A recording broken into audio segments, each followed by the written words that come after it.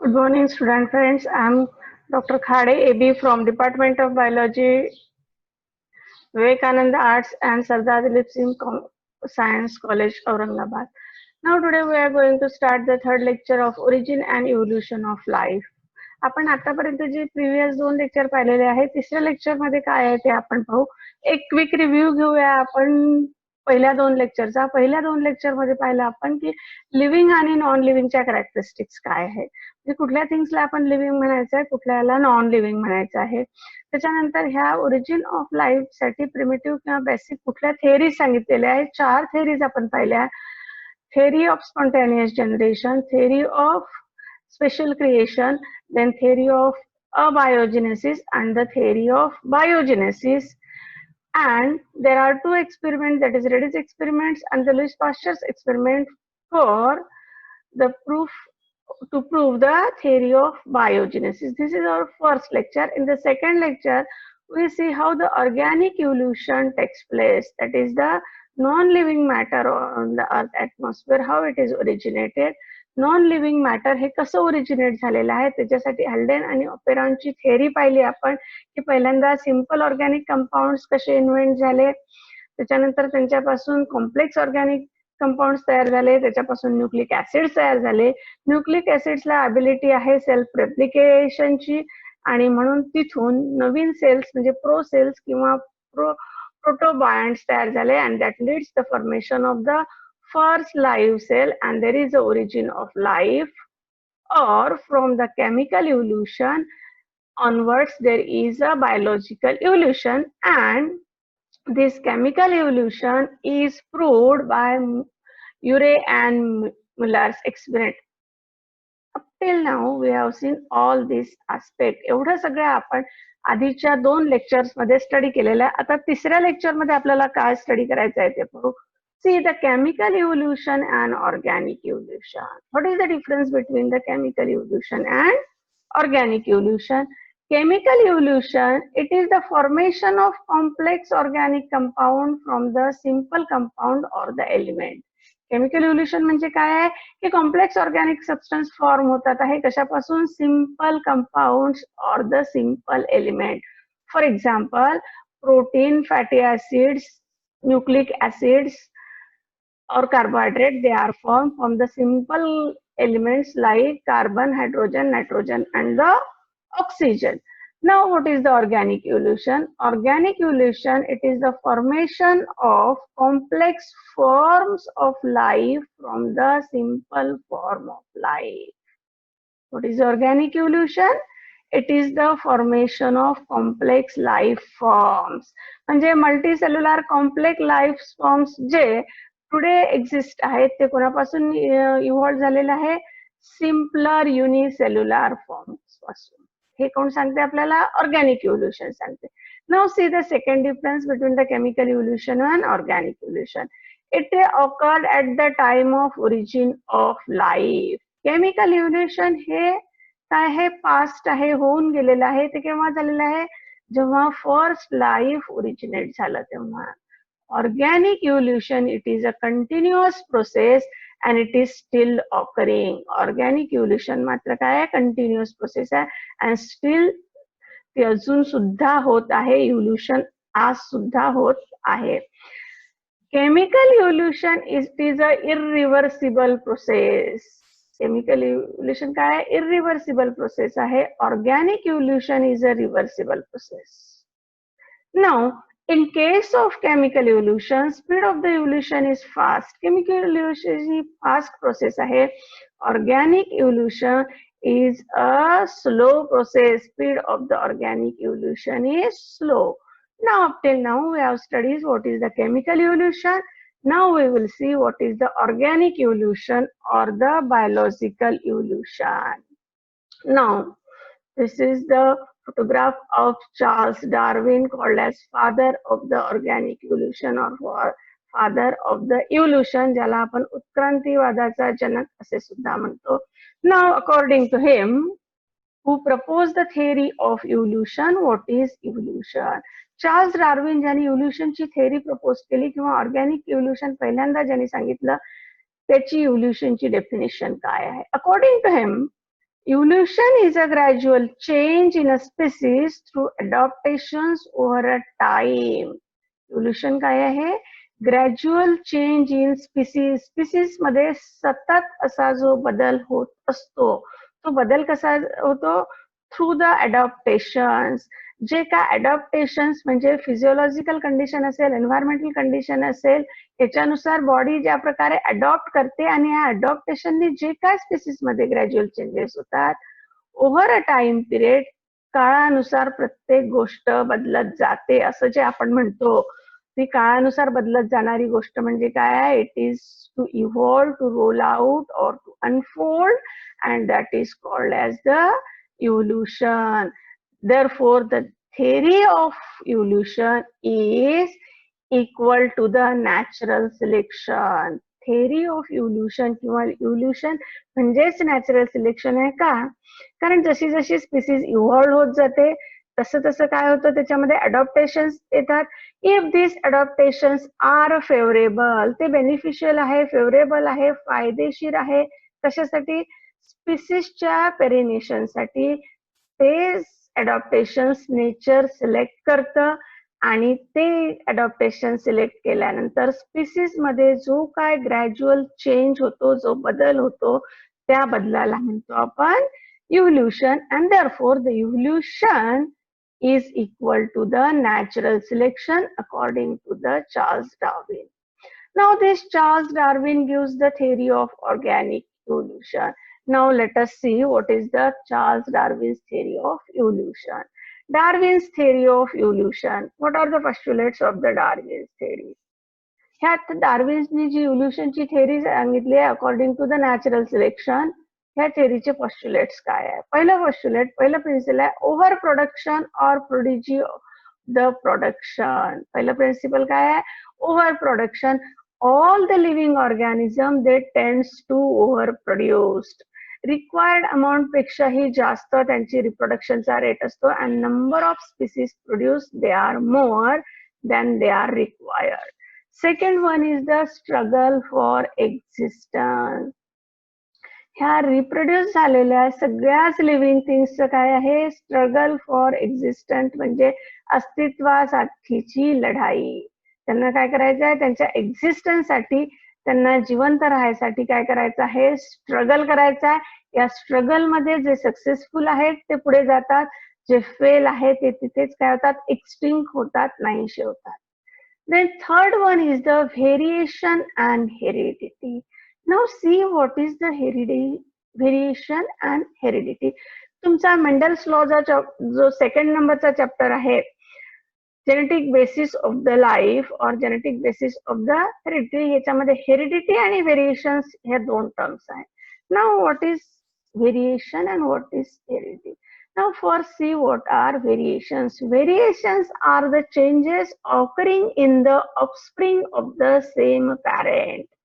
एकाच पॅरेंट्सचे जे काय ऑफस्प्रिंग आहे, जी पुढची जनरेशन आहे, जे चिल्ड्रन आहे, किंवा प्लांट्स मध्ये पुढच्या जनरेशनचे प्लांट्स आहे, अॅनिमल्सचे जे किड्स आहेत, त्यांच्यामध्ये जे काय व्हेरिएशन, जे काय चेंजेस दिसतात त्यांना म्हणतो व्हेरिएशन. आपण तसं जर पाहिलं तर काय असायला पाहिजे? पुढची जनरेशन ही सारखी असायला पाहिजे जर ती सेम पॅरेंट्सची आहे तर. पण तसं होत नाही, त्यांच्यामध्ये व्हेरिएशन्स असतात. हे व्हेरिएशन्स कशा असतात? तर आपण जेव्हा सेल डिव्हिजनच्या चॅप्टर 11 शिकलो, सेल डिव्हिजनच्या दोन प्रोसेस आहे, that is the meiosis and mitosis, right? And during meiosis there is a exchange of the genetic material. मिओसिसच्या प्रोसेसमध्ये जेनेटिक मटेरियल काय होतं? एक्सचेंज होतं, and because of this exchange and genetic material variations occur. Now what is heredity? These characters which are changed because of variations, they are transferred from one generation to another, and that transfer of character from one generation to next, it is called as the heredity. त्याला काय म्हणतो आपण? Heredity. आपण आपल्या आई वडिलांसारखं असतो, आपल्या आजोबांसारखं असतो, आपल्या पंजोबांसारखं असतो. हे कशामुळे असतो? Because of the heredity. Heredity, it is the transmission of the characters from one generation to the next.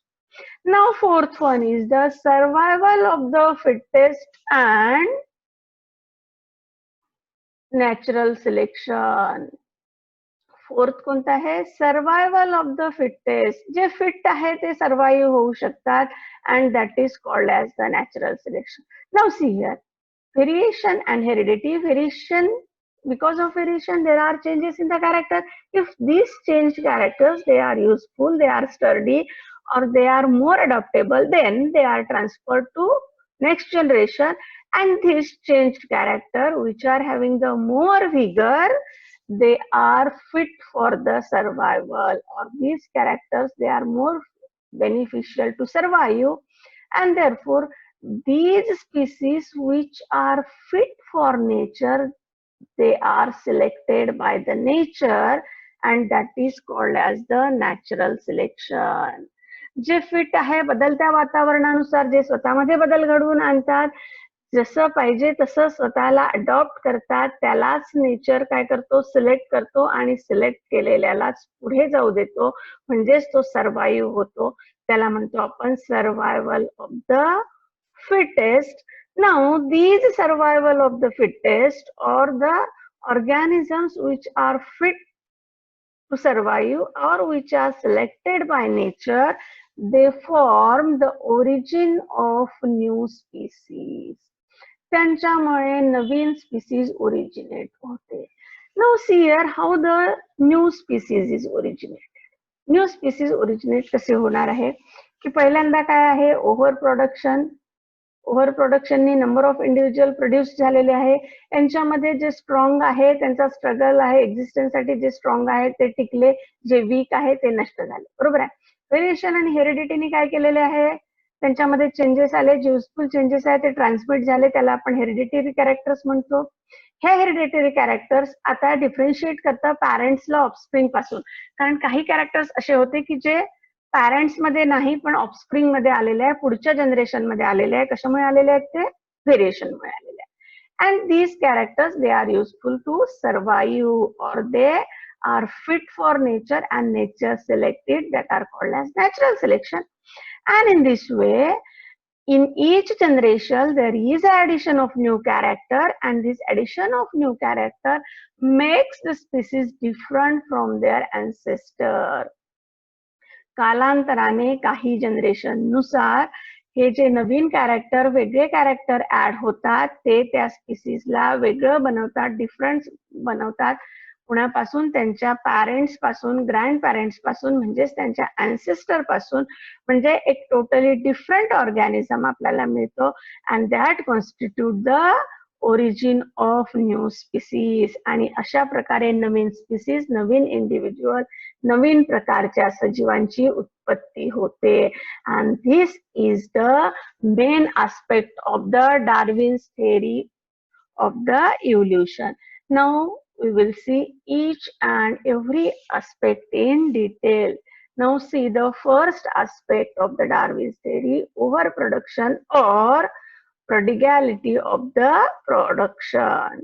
Overproduction म्हणजे काय आहे? Living organisms have a great potential for the reproduction. सगळ्या सजीवांमध्ये काय आहे, प्रजननाची क्षमता असते, रिप्रोडक्शनचं पोटेन्शियल आहे. For example, all living organisms produced more young ones than survive up to the maturity. Maturity पर्यंत म्हणजे लाईफ सायकल कंप्लीट होईपर्यंत सर्वाईव्ह व्हायसाठी म्हणून नंबर ऑफ इंडिव्हिज्युअल्स हे जास्त प्रोड्यूस केले जातात, की त्यातले काही नॅचरल सिलेक्शन मध्ये काय होऊन जातात, फेल ठरतात आणि ते एक्सटिंक्ट होतात. म्हणून सगळ्याच ऑर्गॅनिझमची, सगळ्या सजीवांची टेंडन्सी ही असते की they should produce the more individuals. आता ह्या मोर इंडिव्हिज्युअल्स प्रोड्यूस होण्यामुळे काय होऊ शकतं, याचे एक सोपे दोन एक्झाम्पल्स आपण घेतोय. For example, a single oyster lays about 114 million eggs. 114 million eggs produce करतं एका वेळेस अ सिंगल ऑयस्टर. आता एवढे मिलियन एग्स पासून जर का हॅच झाले सगळे ऑयस्टर बेबीज, तर काय होऊ शकतं, if all the eggs hatch out and survive and reproduced. समजा सगळेच्या सगळे 114 बिलियन हे काय झाले, अंड्यांमधून बाहेर आले, एवढी सगळी जनरेशन पुन्हा रिप्रोड्यूस झाली, 5 जनरेशनसाठी 5 पिढ्यांसाठी जर हे रिप्रोड्यूस झाले तर त्यांची संख्या किती होऊ शकते? Then there would be a more oyster than the estimated number of electrons in physical universe of the earth crest किंवा फिजिकल एन्व्हायरमेंट मध्ये जेवढी इलेक्ट्रॉन्सची संख्या आहे, electrons is a very minute particles, ह्याच्यापेक्षाही जास्त संख्या फक्त ऑयस्टरची होऊ शकते. आणि ऑयस्टर हा एका प्रकारचा सजीव आहे. अशा अनेक प्रकारचे सजीव काय आहे, पृथ्वीवर आहे. आणि सगळेच जर असे ग्रेट पोटेन्शियलनी रिप्रोड्यूस झाले तर पृथ्वीवर जागाही राहणार नाही.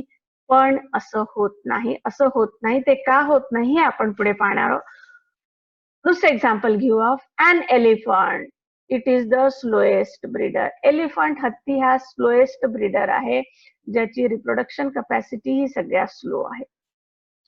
Produces 6 young ones in its lifespan. तो त्याच्या लाईफस्पॅन मध्ये फक्त 6 पिलांना जन्म देतो. 100 इयरचा त्याचा लाईफस्पॅन आहे.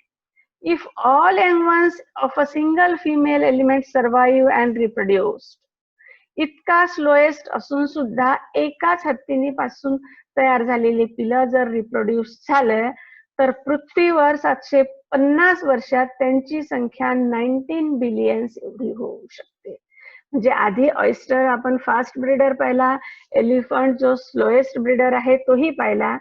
म्हणजे ह्या सगळ्यांचं काय आहे, जर त्यांच्या पोटेन्शियल नुसार ते रिप्रोड्यूस झाले तर पृथ्वीवर ओव्हर प्रोडक्शन होऊ शकतं, ओव्हर क्राउडिंग होऊ शकते. पण असं होत नाही. का होत नाही?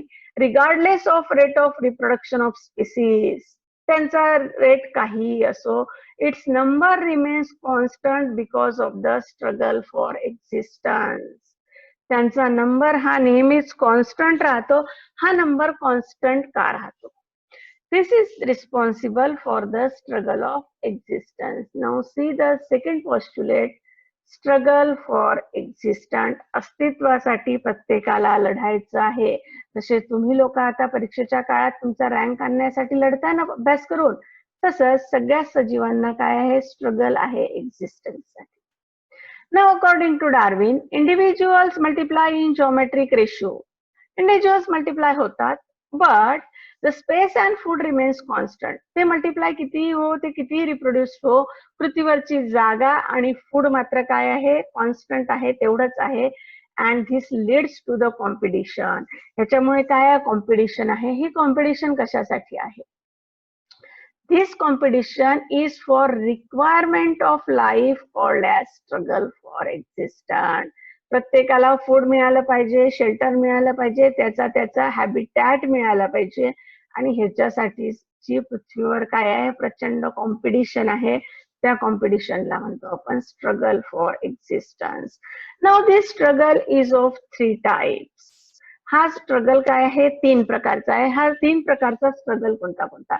पहिला आहे इंटरस्पेसिफिक स्ट्रगल. पहिला स्ट्रगल कोणता आहे? Interspecific struggle. इंट्रास्पेसिफिक स्ट्रगल म्हणजे काय? It is the competition among the individual of the same species. एका स्पीसीजच्या इंडिव्हिज्युअल मध्ये नंबर ऑफ मेंबर्स मध्ये जो काय कॉम्पिटिशन आहे त्याला म्हणतो आपण इंट्रास्पेसिफिक स्ट्रगल. आता इंट्रास्पेसिफिक स्ट्रगल मुळे काय होतं? This type of struggle is very severe. हा जास्त सिव्हिअर आहे इंटरस्पेसिफिक पेक्षा. का? Because the need and approach of all competing organism is precisely same. कारण त्यांची नीड आणि अप्रोच काय आहे, सारखाच आहे. For example, the struggle between cow and cow.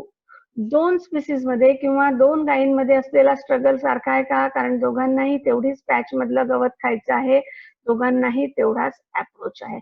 Horse and horse, deer and deer, it is for getting the grass. म्हणून हा struggle severe आहे. या सिव्हिअर स्ट्रगल मध्ये जो फिट आहे तो स्ट्रॉंग आहे, तो जास्त ग्रास खाणार आहे, तो सर्वाईव्ह होणार आहे. बाकीचे जे वीक आहे ते हळूहळू मागे पडणार आहे.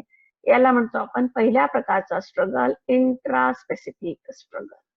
Now see the next is the interspecific struggle. दुसरा कोणता आहे? Interspecific struggle. आता इंटरस्पेसिफिक स्ट्रगल काय आहे?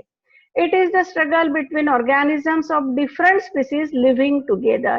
वेगवेगळ्या प्रजातीचे ऑर्गॅनिझम्स सजीव जेव्हा एका डेफिनाइट हॅबिटॅट मध्ये किंवा एकत्र राहतात तेव्हा त्यांच्यामध्ये स्पेस साठी, जो फूड साठी, शेल्टर साठी आणि ब्रीडिंग प्लेसेस साठीचा जो काय स्ट्रगल आहे त्याला म्हणतो आपण intra specific struggle. Suppose for example जंगलात काय आहे, डिअर आहे, त्याच्यानंतर टायगर आहे, एलिफंट आहे, बाकीचे काय बर्ड्स आहेत, हे सगळे आहेत, हे वेगवेगळ्या स्पीसीजचे वेगवेगळे मेंबर्स आहेत, but they are living together. Now as they are living together, there is a competition for food, shelter and breeding places.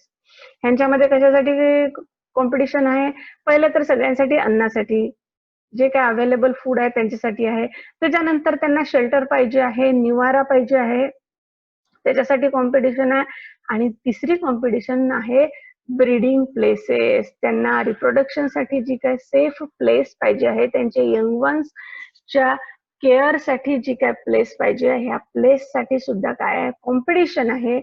याला म्हणतो आपण interspecific struggle. Now third is the environmental struggle. आता एन्व्हायरमेंट साठी सुद्धा struggle आहे against the adverse environmental condition like extreme of heat, cold, drought, storm, earthquake and the volcanic eruption. ज्या काय natural calamities आहेत, म्हणजे एक्स्ट्रीम हीट असेल, खूप जास्त तापमान आहे, खूप जास्त थंडी आहे, किंवा बर्फ पडत आहे, किंवा स्टॉर्म आहे, वादळ आहे, अर्थक्वेक आहे आणि व्होल्कॅनिक इरप्शन्स आहे. ह्या सगळ्याच्या अगेन्स्ट सुद्धा ह्या लिव्हिंग थिंग्सला, सजीवांना काय करायचं आहे, स्ट्रगल करायचं आहे. त्याला म्हणतो आपण environmental struggle. Now these are the three types of the struggle, and the organisms which are fit or which are successful in the struggle, they are successful in the struggle for existence, and then they come to the next step of evolution. Now see here the struggle for existence. This is the picture showing the struggle for the food. That is the overproduction leads to the struggle for existence. Overproduction मुळे काय होतं, struggle होते existence साठी. Since living organism increase in geometric ratio. Geometric ratio मध्ये ते increase होतात, but space, food and other factors of life they are limited, and therefore there is a struggle for the existence. See, this picture shows the struggle for the existence, and the organisms which are successful in struggle for existence, they shows the variations and the heredity. Variations are the differences between the individuals of the same species. एका स्पीसीजच्या organism मध्ये जे काय बदल, जे काय difference दिसतात त्यांना म्हणतात व्हेरिएशन. फॉर एक्झाम्पल, आपण सगळी बहीण भावंड ही एक्झॅक्टली सारखी नसतो, काहीतरी आपल्यामध्ये चेंजेस असतात. हे चेंजेस कशामुळे येतात, व्हेरिएशन्समुळे येतात. Variations may be harmful, neutral और युजफुल. व्हेरिएशन्स काय आहे, हार्मफुल पण आहे, न्यूट्रल पण आहे, किंवा युजफुल पण आहे. Now according to Darwin, useful variations are preserved and passed on to their offspring. डार्विनच्या म्हणण्यानुसार काय आहे, व्हेरिएशन्स हे तीन प्रकारचे आहेत. ते हार्मफुल पण आहे, ते अफेक्ट करणारे पण आहे, ते न्यूट्रल आहे की ज्याचा काहीच परिणाम होणार नाही असेही आहेत, त्याचबरोबर ते फायदेशीर पण आहे. मग जे युजफुल व्हेरिएशन्स आहेत ते काय होतात, प्रिझर्व्ड होतात, ते प्रिझर्व केले जातात आणि ते पास केले जातात, ट्रान्समिट केले जातात दुसऱ्या जनरेशनमुळे. And they play the important role in evolution. जे युजफुल व्हेरिएशन आहेत, जे युजफुल चेंजेस आहे, युजफुल अडॉप्टेशन्स आहेत, ते मात्र इम्पॉर्टंट रोल प्ले करतात इव्होल्युशनच्या प्रोसेसमध्ये. Darwin describe two types of the variation. डार्विनने याच्यासाठी दोन प्रकारचे व्हेरिएशन सांगितले आहेत, favourable variations and the unfavourable variations. Variations किती प्रकारचे आहेत, दोन प्रकारचे आहेत, favourable variations and unfavourable variation. Now what is the next step in the evolution, survival of the fittest और द नॅचरल सिलेक्शन. जे एक्झिस्टन्सच्या स्ट्रगल मध्ये काय झाले, सक्सेसफुल झाले, ते फिट आहेत सर्वाइव्ह व्हायसाठी, आणि त्यालाच म्हणतो आपण natural selection. The organisms provided with favourable variations, ज्यांच्यामध्ये फेवरेशन व्हॅल्युएबल आहे, ज्यांनी स्वतःला त्या एन्व्हायरमेंट नुसार काय केलेलं आहे, चेंज केलेलं आहे, अडॉप्ट केलेलं आहे, म्हणजे त्यांच्यामध्ये फेवरेबल पाहिजे असे बदल घडून आलेले आहेत, ते सक्सेस होतात एक्झिस्टन्स साठीच्या स्ट्रगल मध्ये. The organisms with unfavorable variations are unfit to survive and they perish. ज्यांच्यामध्ये अनफेवरेबल व्हेरिएशन्स आहेत, जे अनफिट आहेत, जे सर्वाइव्ह होऊ शकत नाही, ते पेरिश होतात, ते नाहीसे होतात. This means survival of the fittest, त्याला म्हणतो आपण सर्वायवल ऑफ द फिटेस्ट. जो स्ट्रॉंग आहे तो सक्सेस होणार, तो पुढे जाणार, जो वीक आहे तो हळूहळू काय होणार, अनफिट होणार आणि नाहीसा होणार, त्याला म्हणतो आपण सर्वायवल ऑफ द फिटेस्ट, और it is called as the natural selection. Now this natural selection leads to the origin of new species.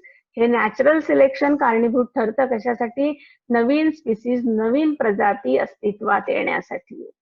Now, as a result of the struggle for existence, variability and inheritance, the organisms become more adapted for the environment. त्यांच्यामध्ये काय झालं आहे, व्हेरिएशनमुळे changes आलेले आहेत, change झालेले चांगले character, useful character, favourable variations काय झालेले आहे, इनहेरिट झाले, ट्रान्समिट झाले, पुढच्या जनरेशन मध्ये आले. त्याच्यामुळे काय झालेलं आहे, दे are more sustainable for the struggle for existence, आणि ते आता बेटर अडॉप्ट झाले आहे या एन्व्हायरमेंट. सपोज फॉर एक्झाम्पल, आपण पहिल्यांदा जेव्हा 12वीत जातो तेव्हा आपल्याला त्या सिलेबसची काही ओळख नसते, हळूहळू आपण थोडा थोडा अभ्यास करतो, नंतर अभ्यासाची ग्रीप वाढवतो, आपल्या पहिल्या टेस्टमध्ये आपले मार्क्स कमी असतात, नंतर आपला अभ्यास जर खूप चांगला असला तर आपले मार्क्स वाढतात. म्हणजेच ह्या काय एक्झाम्सच्या एन्व्हायरमेंटला हे आपण अडॉप्ट होतो आणि नंतर आपण एक्झाम मध्ये सक्सेसफुल होतो. म्हणजेच ही काय स्ट्रगल आहे आपला हा अकॅडमिक्सचा, आपण हा सक्सेसफुली पार केलेला असतो. अशाच प्रकारे इथे अर्थवर हा जो एक्झिस्टन्स आहे, स्ट्रगल आहे, हा जे स्ट्रॉंग आहे, ज्यांच्यामध्ये काय युजफुल व्हेरिएशन्स आहेत, जे अडॉप्ट झालेले आहे changing एन्व्हायरमेंटला, they will be selected for the nature and they are allowed to survive. त्यांना नेचर अलाइव्ह करतं, सर्वाइव्ह साठी, जिवंत राहण्यासाठी. बाकीचे निसर्गाच्या चक्रात आपोआप नाहीसे होतात. The favourable characters are transmitted to the next generation, आणि हे जे फेवरेबल कॅरेक्टर आहे, युजफुल कॅरेक्टर आहे, जे चेंजिंग एन्व्हायरमेंटला अडॉप्टेबल कॅरेक्टर्स आहेत, ते कॅरेक्टर दुसऱ्या जनरेशन मध्ये ट्रान्समिट केले जातात, दुसऱ्या जनरेशन मध्ये पाठवले जातात. Now according to Darwin, a new species originated by gradual accumulation of favourable variations for a number of generations. डार्विनचं काय म्हणणं आहे, नवीन स्पीसीज कुणापासून ओरिजिनेट होते, कुणापासून तयार होतात, gradual accumulation of favourable variations. जे काय व्हेरिएशन्स, जे काय बदल झाले, ते ग्रॅज्युअली काय झाले, अक्युम्युलेट झाले, हळूहळू ते काय व्हायला लागले, एकाच ठिकाणी थांबायला लागले, अक्युम्युलेट झाले, आणि हे फेवरेबल व्हेरिएशन्स अक्युम्युलेट झाले जनरेशन्स आफ्टर जनरेशन्स, आणि म्हणून कालांतराने त्यांच्यापासून एक नवीन स्पीसीज तयार झाली. आता ही झाली आपली डार्विन्सची थेअरी कशासाठीची, फॉर द ऑर्गॅनिक इव्होल्युशन. आता पाहूयात आपण याचे फॅक्ट्स काय आहे आणि कॉन्सिक्वेन्सेस काय आहे. फॅक्ट काय आहे, पहिली फॅक्ट पाहू पण. Rapid increase in number, total number approximately remains same. Rapidly increase होतात लिव्हिंग ऑर्गॅनिझम, तरी त्यांचा टोटल नंबर सारखाच राहतो. का सारखा राहतो, कारण स्ट्रगल फॉर एक्झिस्टन्स काय करते, त्यांच्या नंबरला कॉन्स्टंट ठेवायला मदत करते. इथे जे स्ट्रॉंग आहेत तेच फक्त सर्वाइव्ह होतात, जे वीक आहे ते पेरिश होतात. दुसरे फॅक्ट काय आहे, struggle for existence, variation and heredity. ह्याच्यामुळे काय होतं, देर is a natural selection or survival of the fittest. Existence साठी जो स्ट्रगल आहे त्याच्यामध्ये जे सक्सेसफुल झाले, ज्यांच्यामध्ये व्हेरिडिटी आणि हेरिएशन आहेत, त्यांनाच नेचर सिलेक्ट करतो आणि त्यांना ॲज अ फिट म्हणून सर्टिफिकेट देऊन सर्वाइव्ह व्हायला काय करतं, डिक्लेअर करतं. Survival of the fittest change in environment. आता जे फिट आहेत सर्वाइव्ह व्हायसाठी ज्यांनी काय केलंय, अकोमोडेट केलेलं आहे, स्वतःला अडॉप्ट केलेलं आहे चेंजिंग एन्व्हायरमेंट मध्ये, त्यांच्यामध्ये स्ट्रक्चरल मॉडिफिकेशन होतात and this structural modifications leads to the formation of new species. ते बदलत्या वातावरणात सर्वाइव्ह होऊ शकतात. जे काय चेंजेस आहे एन्व्हायरमेंटचे त्यांना स्वतःला अडॉप्ट केला. हे अडॉप्ट होताना त्यांच्यामध्ये काही स्ट्रक्चरल मॉडिफिकेशन झाले आहे, त्यांच्या रचनेमध्ये चेंजेस झालेले आहेत आणि ह्या चेंजेसमुळे पहिल्या जनरेशन पासून ते वेगळे झाले. म्हणजे नंबर ऑफ जनरेशन मुळे काय झाले, they becomes totally different and that leads to the formation of the new species. This is the Darwin's theory of the evolution of life, or it is called as theory of the organic evolution. Now this is the evolution of the plants, how the primitive plants, they are simple structure, and the advanced, that is the angiosperm, gymnosperm and these flowering plants, they are having the complex structure. How the evolution proceeds, evolution कसं proceed होतं की जे काय ancient forms आहेत ते simples आहे आणि हळूहळू प्लांट्स मध्ये कॉम्प्लेक्सिटी डेव्हलप झाली. Now what are the objections to the Darwin's theory. डार्विन्सची ही मच सिलेक्टेड थेअरी आहे, पण डार्विन्सच्या थेअरीलाही काही ऑब्जेक्शन्स आहे. आता बघूया आपण हे ऑब्जेक्शन्स काय आहे. Darwin's theory explains survival of the fittest but not the arrival of the fittest. Fit जे आहेत ते कसे सर्वाइव्ह होऊ शकतात हे डार्विन्सची थेअरी एक्सप्लेन करते, पण ही theory arrival of the fittest, fit organisms कसे अराईव्ह होतात हे एक्सप्लेन करू शकत नाही. Now Darwin's theory is the primitive theory and therefore he was not aware of the hereditary principles. Hereditary principles किंवा जेनेटिक्स ही ब्रांच डार्विन्सच्या वेळेस तेवढी डेव्हलप झालेली नव्हती आणि त्याच्यामुळे हेरिडिटरी प्रिन्सिपल्सचा अवेअरनेस ह्या डार्विन्सच्या थेअरीमध्ये नाही. Now third one is this theory does not give satisfactory explanation of cause, origin and inheritance of variations. जसं आज आपण जेनेटिक्सचा ऍडव्हान्स स्टडी केलेला आहे म्हणून आपल्याला व्हेरिएशनच्या कॉजेस काय आहे, कारण काय आहे, ओरिजिन काय आहे, त्याची सुरुवात कुठून होते आणि व्हेरिएशन्स म्हणजे युजफुल चेंजेस हे इनहेरिट कसे होतात हे आज आपल्याला माहिती आहे. पण डार्विनच्या वेळेस जेनेटिक्स हे एवढं ऍडव्हान्स नव्हतं, हेरिडिटरी प्रिन्सिपल्सचा अभ्यास झालेला नव्हता, म्हणून ही थेअरी हे कॉज, ओरिजिन आणि इनहेरिटन्स जे आहे ते सॅटिस्फॅक्टरीली एक्सप्लेन करू शकत नाही. Now along with above 4 objections, Darwin's theory does not explain inheritance or useless variations like vestigial organs. आता हे वेस्टिजियल ऑर्गन्स काय आहे हे पुढच्या लेक्चरमध्ये आपण पाहणारच आहोत. सध्या फक्त तुम्ही एवढं लक्षात ठेवायचे जे रुडिमेंटरी ऑर्गन्स आहेत, जे युजलेस ऑर्गन्स आहेत त्यांना आपण वेस्टिजियल ऑर्गन म्हणतो. मग डार्विन्सची थेअरी जर आपल्याला सांगते की जे युजफुल आहे तेच पुढच्या जनरेशन मध्ये कॅरी होतं, म्हणजे जे कॅरेक्टर नेचरने सिलेक्ट केलेलं आहे, जे युजफुल आहे, जे फेवरेबल आहे तेच जर पुढच्या जनरेशन मध्ये जातं, तर काही वेळेस काही सजीवांमध्ये वेस्टिजियल म्हणजे निरुपयोगी ऑर्गन्स आहेत.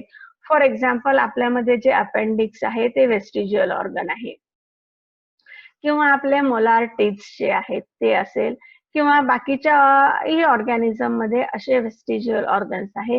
ह्या वेस्टिजियल ऑर्गन्स इनहेरिट कसे झाले, ट्रान्समिट कसे झाले, कारण नसतानाही ते जर उपयोगी नाही तर ते पुढच्या जनरेशन मध्ये कसे इनहेरिटच झाले हे एक्सप्लेनेशन मात्र ही थेअरी देऊ शकत नाही.